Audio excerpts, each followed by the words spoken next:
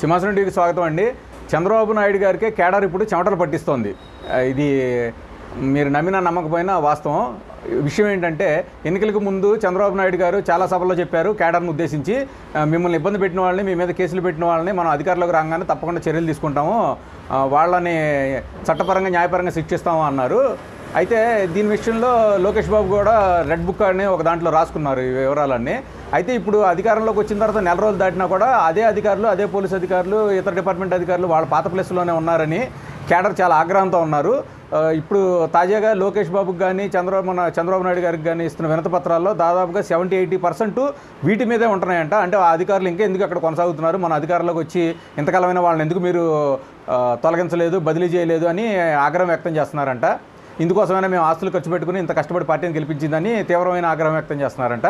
ఈ విషయంలో చంద్రబాబు నాయుడు గారు కలవరపడుతున్నారు, వీళ్ళు ఏదైనా స్టెప్ తీసుకుంటారేమో అని.